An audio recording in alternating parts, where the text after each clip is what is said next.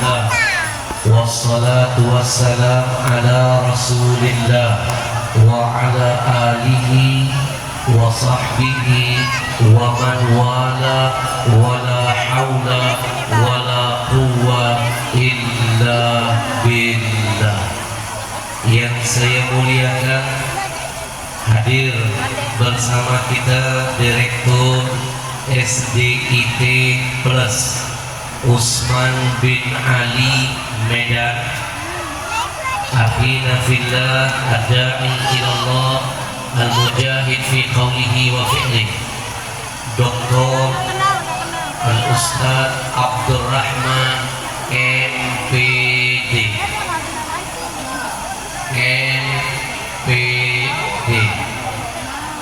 Kalau SAG ada artinya sarjana alam gaib. Kalau MSI kata teman saya masih satu istri. Kalau MPD mau pengen dua. Astagfirullah. Kita doakan beliau disehatkan Allah, diberkahi terus langkahnya. Amin. Amin ya Allah. Ya Rabbal Alamin. Saya acungkan jempol. Dari tadi saya terhibur sampai saya video call memotivasi anak saya biar terus semangat menyelesaikan hafalan Quran. Saya video call anak saya sambil melihat. Mau jadi apa anak-anak kita tergantung apa yang kita perlihatkan di mata. Betul? Karena anak itu seperti kertas kosong. Apa yang dia lihat akan dia rekam. Anak-anak itu seperti kaset kosong. Apa yang dia dengar pasti dia rekam. Maka siapa yang ingin punya kaset yang bagus, kasih dulu rekaman-rekaman yang indah untuk anak-anak. Metode muqaddam luar biasa. Tepuk tangan dulu dong. Masya Allah. Hadir bersama kita pembina yayasan Bapak Sofi Hasibuan. Hadir bersama kita Ketua Yayasan Bapak Anton Medan. Anton kan? Medan kan? Berarti Anton Medan. Anton Prahino, Kepala Sekolah Ummah Lutfi Alfiah SPD, dan segenap keluarga besar SDIT Plus Usman bin Ali. Hadirin hadirat yang berbahagia, anak-anakku tercinta, saya begitu turun dari mobil disambut brigade anak-anaknya yang luar biasa, lucu, polos, lugu. Baru masuk sedikit disambut dua pendekar. Saya jadi teringat dulu tahun 96, jelek-jelek begini saya mantan atlet bela diri. Tahun 96 sampai 98 saya pemegang medali emas cabang pencak silat mewakili Sumatera Selatan. Nyaris saya dikirim ikut PON, sudah ikut TC, tangan bengkak-bengkak, muka lebam. Ibu saya marah, saya tidak diizinkan ikut lomba. Yang namanya ibu-ibu kadang-kadang gak tahu kalau ini adalah skill, dianggap saya tawuran. Ibu saya gak ridho. Kamu saya lahirkan tidak dalam kondisi hancur begitu. Saya tidak suka punya anak dikit-dikit berantem. Saya bilang, ibu, ini bukan berantem, ini keahlian. Ayah saya dari belakang tepuk tangan, lanjutkan. Tapi saya nggak tenang, Pak. Satu langkah lagi saya wakil Sumatera Selatan. Tapi saya nggak tenang karena ibu saya nggak ridho. Maka saya titipkan dulu pesan buat semuanya, apapun yang kau jalani tanpa ridho orang tuamu, mimpi ridho Allah akan menyertai langkahmu. Tepuk tangan buat orang tua kita semua. Saya gantung sabuk, saya mengundurkan diri satu langkah ikut PON. Sekarang teman saya itu atlet pencaksilat tingkat dunia, namanya Abbas Akbar. Bu, maka saya begitu lihat yang tadi nostalgia. Saya ingat ketika saya bertarung dalam satu pertarungan 3 ronde, satu babak 3 menit, nunggu 3 menit kayak 3 jam, napas ngos-ngosan. Setiap kali saya mau bertarung, guru saya selalu berteriak di telinga kami, piting, piting, piting. Dari tahun 90-an saya sudah paham arti piting. Piting bukan merangkul. Piting itu artinya lumpuhkan lawanmu dengan segala potensimu, bisa dengan kaki dan tanganmu. Betul? Bu, Ibu, saya kagum lihat sekolah sini. Tepuk tangan buat anak-anak ini. Izinkan hari ini saya mengucapkan ribuan terima kasih kepada yang jadi sponsor membantu panitia di sini menghadirkan saya untuk tampil di sini. Bapak Ibu, yang menghadirkan saya di Medan bukan bupati.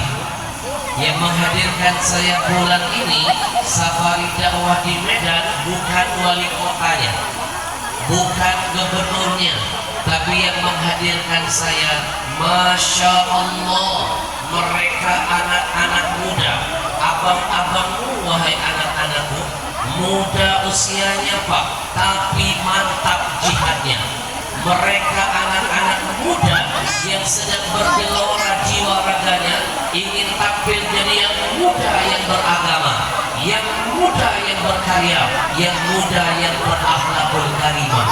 Mereka membentuk satu komunitas, mereka namakan Yayasan Kampung Zikir Madani. Saya panggilkan mereka, tepuk tangan dulu. Ibu, belum tentu di luar sana ada anak-anak muda mau ngurusin perkara agama. Bapak Ibu, saya sedih lihat anak-anak muda Indonesia sekarang. Masa muda dihabiskan tawuran, masa muda narkobaan, kebut-kebutan, geng motor, main slot. Bahkan tidak sedikit anak muda zaman now, masa mudanya sudah gak hormat dengan yang lebih tua. Betul? Saya hadirkan faktanya. Bapak Ibu, beberapa bulan yang lalu anak-anakku ada video yang sempat viral di negeri kita. Cerita tentang 3 anak remaja pakai seragam pramuka, naik motor, berhenti di pinggir jalan, ketemu seorang nenek tua. Si nenek itu bukannya ditolong, si nenek itu bukannya diantarkan pulang, tapi si nenek itu malah ditendang. Bapak Ibu, terjatuh si nenek, menangis kesakitan, berlari ketakutan. Bapak Ibu, nonton gak video yang viral yang beredar di handphone masing-masing? Nonton gak? Yang kompak dong, nonton gak?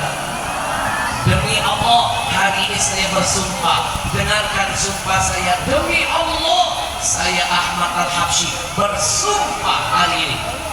Video yang tadi Bapak Ibu tonton, cerita tentang anak remaja zaman now yang menendang nenek-nenek, itu sebenarnya kejadiannya persis di depan mata saya. Makanya saya bisa bercerita, tapi saya tidak mampu menyelamatkan si nenek karena kejadiannya secepat kilat. Saya hanya bisa mengutuk perbuatan mereka. Saya hanya bisa mengusap dada. Saya hanya bisa meneteskan air mata, menangis lihat kebobrokan akhlak mereka. Ibu, di depan mata saya, demi Allah, di depan mata saya, di depan mata saya. Saya kan lagi buka TV, ada berita itu. Saya kan lagi buka TV, ada berita itu. Bukankah itu sama saja di depan mata saya? Adakah yang salah omongan saya barusan? Habib bilang, tolong catat ya, ini namanya teknik ceramah terbaru.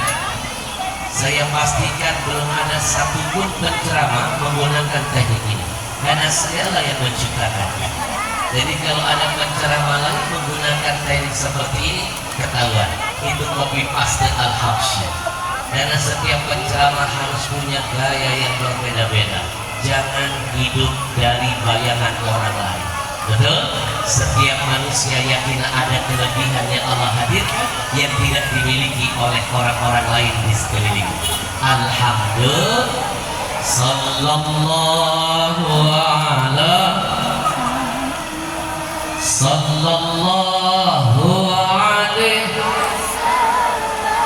sallallahu ala Muhammad sallallahu. Tapi sekarang alhamdulillah Ustaz, ada anak muda masa mudanya mau berjuang di jalan Allah. Bapak Ibu, saya bocorkan apa perjuangan mereka. Satu, dari Jakarta untuk sampai ke Medan, saya naik pesawat tahu, bukan naik odong-odong. Bapak Ibu tahu ongkos Jakarta Medan berapa? Mahal tahu. Yang bayarin ongkos saya siapa? Bukan panitia.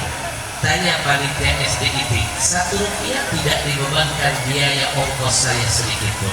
Yang bayar, yang berjihad, anak-anak muda yang hebat ini. Tepuk tangan dulu dong. Tenaga, pikiran, materi mereka korbankan di jalan Allah. Saya keliling Indonesia, tidak pernah saya berdakwah pergi sendirian, tidak pernah.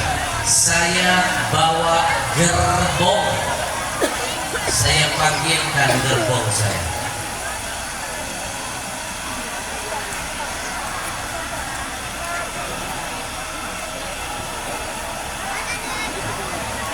Begitu dia melangkah, terasa bumi bergetar. Saya keliling Indonesia bawa asisten. Salah satunya yang langsing ini, Pak. Tiket saya saja mahal, apalagi tiket makhluk ini. Model begini kalau diajak naik pesawat, biayanya diminta 2 kursi. Kadang-kadang saya kasihan Ustaz, kalau dia ikut saya berdakwah ke daerah pelosok, naik pesawat transit. Di mana-mana yang namanya pesawat transit, kecil ukuran pesawatnya, pasti sempit kursi di dalamnya. Bapak Ibu bisa bayangkan bagaimana penderitaan makhluk ini. Dia duduk terjepit dan terhimpit.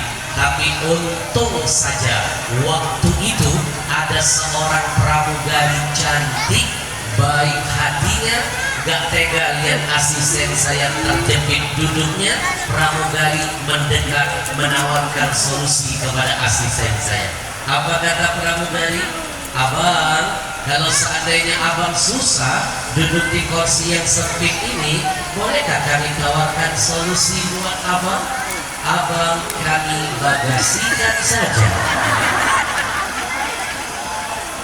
Untung asisten saya lebih cerdas dari pramugari. Dia jawab solusi pramugari dengan meminjam bahasa iklan yang sedang top di TV. Apa kata dia? Solusi buat lo, masalah buat gue. Tiket pesawat saya yang bayar bukan panitia, yang bayar anak muda ini. Ayo, nikmat apa lagi yang sudah engkau dustakan? Itu sindiran dari Allah buat kita renungkan. Apa ayatnya? Fabi ayyi ala'i rabbikuma tukadziban.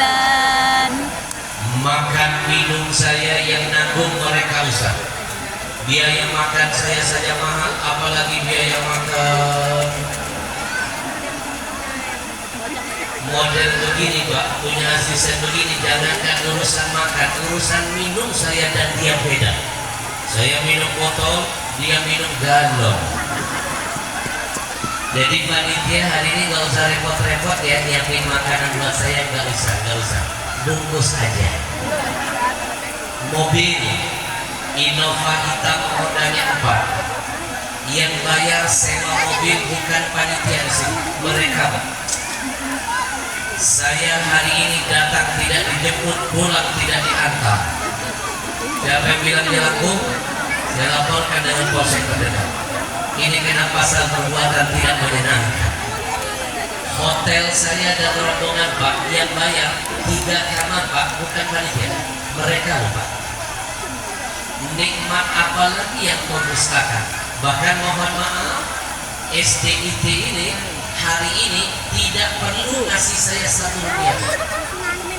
Saya Ahmad Al-Habsyi jauh-jauh dihadirkan di Medan ini gratisan buat siapapun yang ingin memanfaatkan keberadaan saya. Gratis hadiah buat orang Medan semuanya, mereka yang berjihad di dalam. Maka rugi betul yang nggak mau memanfaatkan keberadaan saya. Belum tentu sejarah ini terulang kedua kali. Betul? Belum tentu bisa melihat saya live begini. Mungkin selama ini cuma lihat saya di TV kan? Sebenarnya saya juga sering lihat ibu-ibu dari TV. Mohon maaf Ustaz, kalau seandainya sekolah ini mengundang saya pribadi, mohon. Yang mahal bukan sayanya, ongkosnya. Saya belum duduk di sini, SDIT pasti keluar ongkos duluan. Panitianya beli tiket ke Jakarta, ngajuin jadwal dulu dengan kantor manajemen kami Pak. Belum tentu diterima, paling tidak menunggu 6 bulan sampai 1 tahun waiting list. Jadwal Medan ini 1 tahun Ustaz Juanda menunggu baru di ACC. Kadang-kadang sudah pulang belum tentu dapat kabar gembira, betul? Tapi hari ini saya dihadirkan di sini, panitia tidak perlu ke Jakarta, ada mujahidnya. Alhamdulillah. Maka Bapak Ibu, jangan biarkan anak-anak muda ini berjuang sendirian. Sebelum saya lanjutkan inti tausiah, saya ajak Bapak Ibu beramal, dan saya mulai dulu dari diri saya. Jangan biarkan mereka berjuang sendirian di jalan Allah. Nanti kita ditanya Allah, kemarin ada anak muda berjuang di jalanku, kalian nanam saham apa? Partisipasi apa? Kalian tolong menolong apa? Ingat, tolong menolong itu dianjurkan Allah dalam 2 perkara. 1, kebaikan. 2, ada unsur ketakwaan. Betul? Maka Bapak Ibu, saya bisa hadir di sini tidak terlepas dukungan dari SDIT plus lain di kota yang lain untuk bisa menghadirkan saya di sini. Maka jangan biarkan SDIT lain setelah ini tidak merasakan kebaikan kita hari ini. Biarkan dakwah ini terus berestafet. Jadilah asbab hidayah dan kebaikan bagi orang-orang setelah kita. Kita siapkan infak terbaik. Saya mulai dari diri saya. Kita nanam saham akhirat. Mudah-mudahan anak-anak kita kelak jadi anak yang soleh dan soleha, aset terindah dunia dan akhirat kita. Dalam kebaikan ada keberkahan, dalam keberkahan hadir kebahagiaan. Tancapkan kebaikan itu, niatkan jadi berkah buat anak-anak kita ke depan. Siapkan infak terbaik. Tidak ada ceritanya orang rajin sedekah jatuh miskin. Yang ada makin kencang sedekahnya, berkah hartanya, nambah usahanya, bahagia keluarganya. Insya pasang niat ya Allah dengan jihadku hari ini, berkahi anakku, berkahi rezekiku, berkahi keluargaku, angkat masalah hidupku. Tutup dengan Al-Fatihah, karena salah satu yang membuat doa cepat dikabulkan bertawassul dengan semua kebaikan kita. Bismillahirrahmanirrahim. Kita iringi dengan salawat biar bertambah berkah. Senangkan hati Rasulullah hari ini. Sallallahu alaihi sallallahu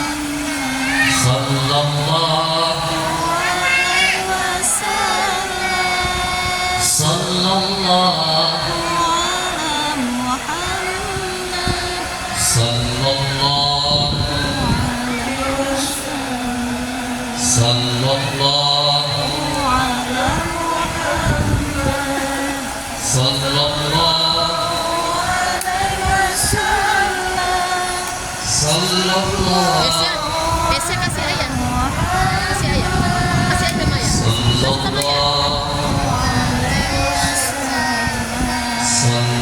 Berlimpah ruah, tapi sayang anak satu pun tidak ada yang jadi soleh dan solehah. Lebih baik gak usah punya harta apa-apa, asalkan anak kita ada yang jadi soleh dan solehah.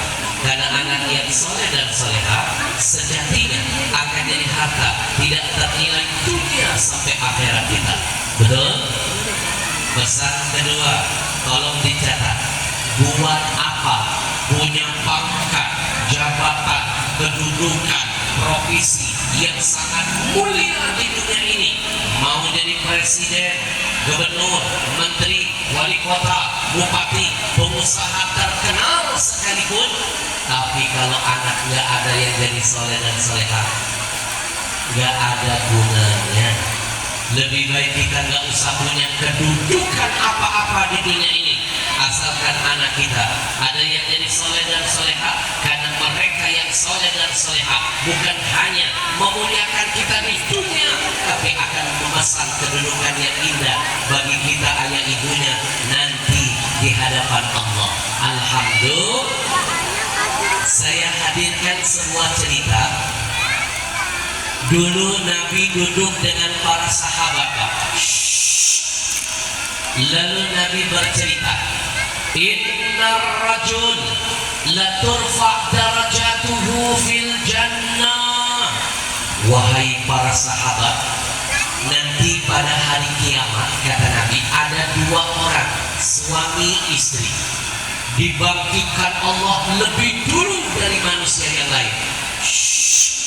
Dipersilakan Allah menyeberang Siratul Mustaqim dengan mudah tanpa hambatan. Disuruh Allah masuk surga tanpa mengantri, kata Nabi. Sesampainya di surga diberikan kedudukan yang mulia di sisi Allah, dapat singgasana yang megah. Spontan, kata Nabi, suami istri itu terheran-heran bertanya kepada Allah, anna hadza ya Rabb, dari mana kami dapat fasilitas ini semua? Dibangkitkan duluan, masuk surga tanpa waiting list, nyebrang Siratul Mustaqim tanpa hambatan dan rintangan. Sesampainya di surga dapat kedudukan yang tinggi dan mulia. Dari mana kami bisa dapatkan ini semua? Kata Nabi, Allah jawab mereka berdua. Apa jawaban Allah? Dengan baik-baik.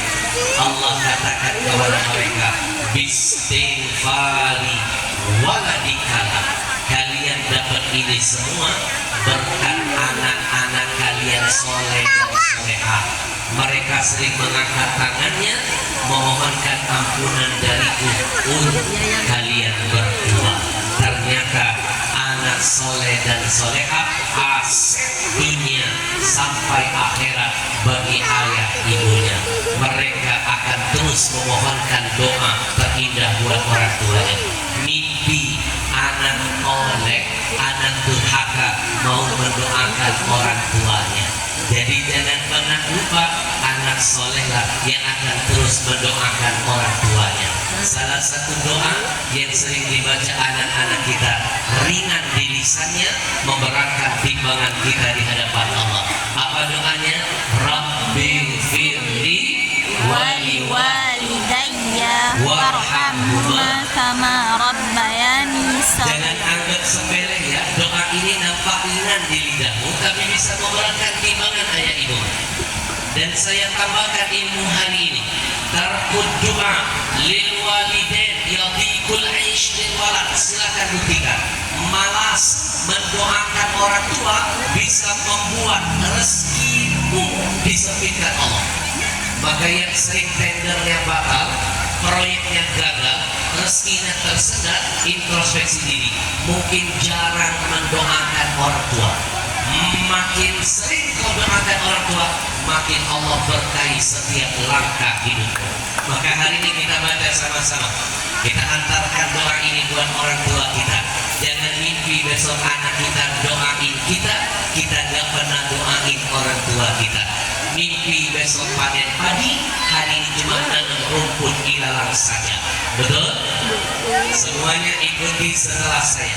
Rabbil firli, Rabbil firli, Rabbil firli, Rabbil firli, wali walidayya, walidayya warhamhuma warhamhuma kama rabbayani kama rabbayani shaghira.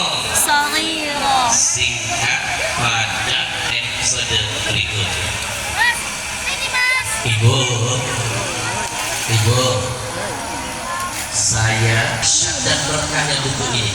Saya pernah ceramah di satu kampung yang hadir jamaahnya ribuan orang, hidup semuanya. Tiba-tiba saya terharu nampak seorang preman duduk di belakang. Rambutnya gondrong, mukanya serem, badannya bertatu, tapi telinganya masih mau menerima kebenaran dari mulut orang lain. Saya panggil dia, saya hadiahkan dia buku ini. Apa yang terjadi, Pak? Belum dia buka plastiknya, belum dia baca isinya, baru dia genggam begini dengan tangannya.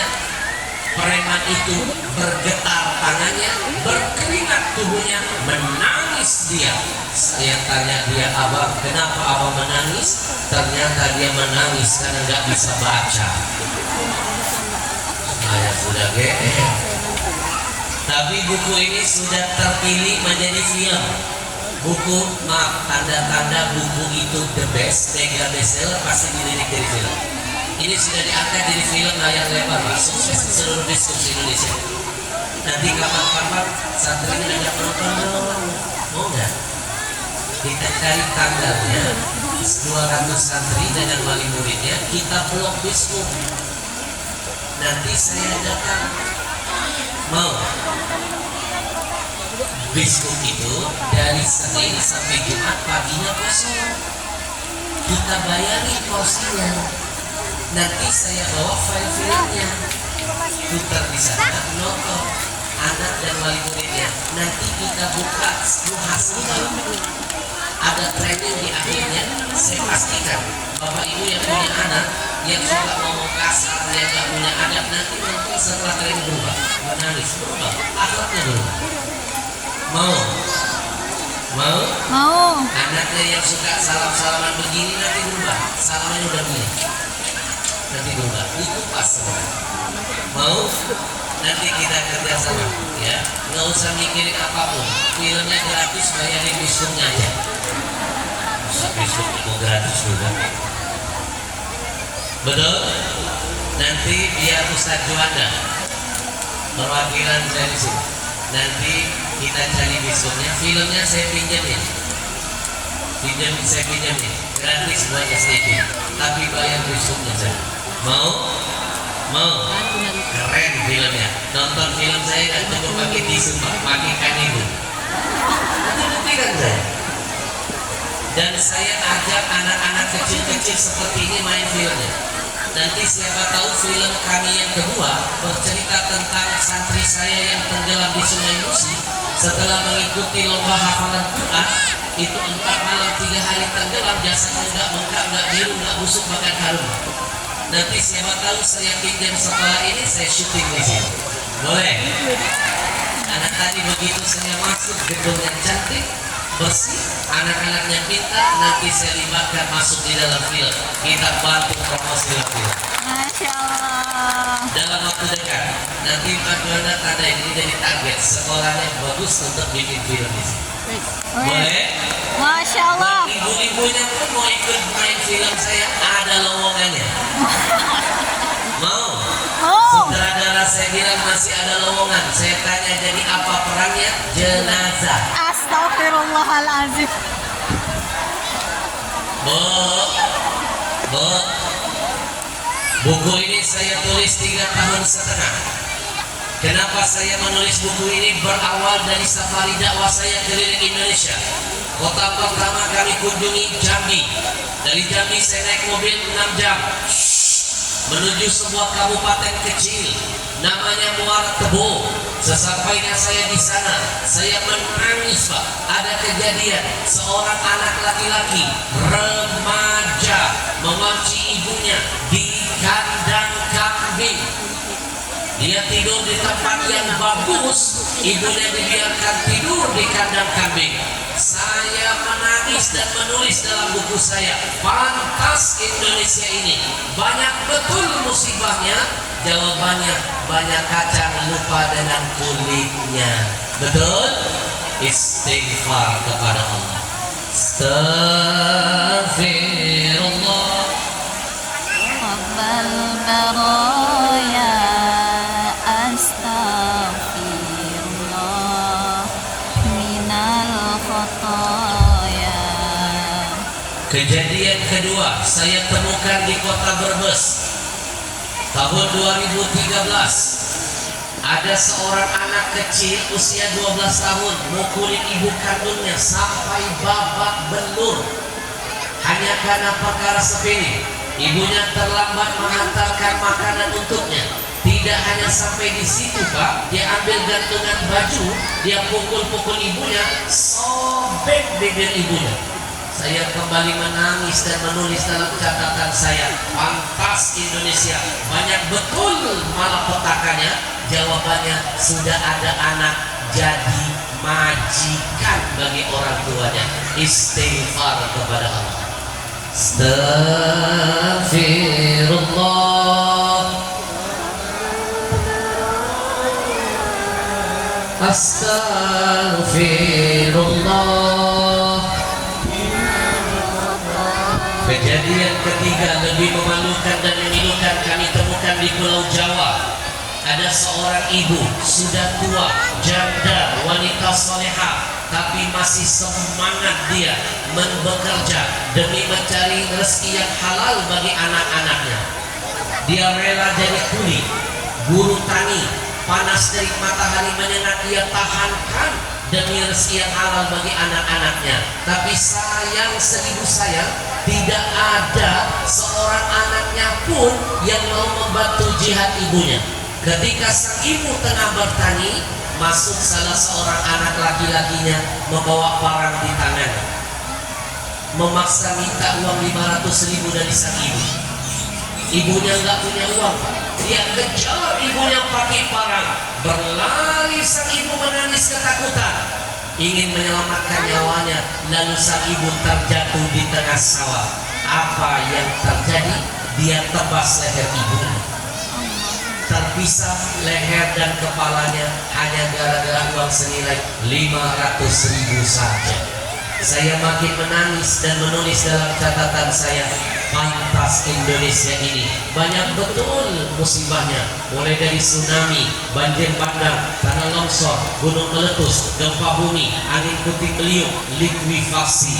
Mana mungkin ada asap kalau bukan karena api? Mana mungkin Allah kirim bencana bertubi-tubi seperti tiada henti buat negeri ini kalau bukan karena faktor dosa besar yang terjadi. Dosa besar apa setelah syirik? Durhaka dengan orang tuanya. Betul? Ibu, sampai detik ini saya berani bersumpah demi Allah, saya Ahmad Al-Habsyi belum pernah menemukan dalam Quran ada satu ayat saja. Saya Ahmad Al-Habsyi belum pernah menemukan dalam hadis ada satu riwayat saja yang menyebutkan ada seorang anak setan tega menyembelih leher ibunya. Jangankan membunuh, Pak, sebejat-bejat anak setan itu, jangankan membunuh, durhaka saja tidak ada satupun riwayatnya. Tapi anak manusia, jangankan durhaka, membunuh pun ada. Jangan-jangan manusia sekarang lebih gila daripada setan. Jangan-jangan setan-setan sekarang sudah takut lihat manusia. Jangan-jangan saking takutnya setan lihat manusia, setan berdoa begini kepada Allah, ya Allah, aku berlindung dari godaan manusia yang terkutuk. Istighfar kepada Allah. Astaghfirullah.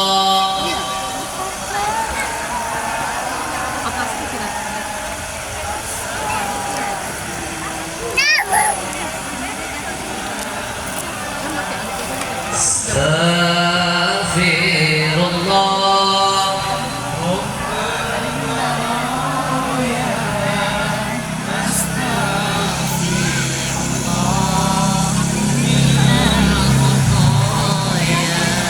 Singkat padat, saya titipkan pesan buat diri saya dan semuanya.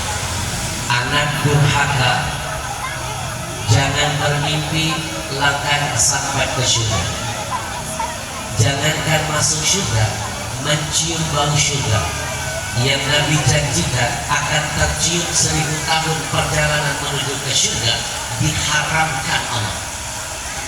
Kata Nabi, ada 2 golongan manusia yang akan masuk ke surga, mencium baunya saja diharamkan. Salah satu di antara kedua, anak durhaka dengan orang tua. Anak durhaka jangan berhayal bisa mendapatkan syafaatul uzma dari Rasulullah. Jangankan dapat syafaat, saya pastikan, Pak, mandang wajah Nabi diharapkan Allah. Nabi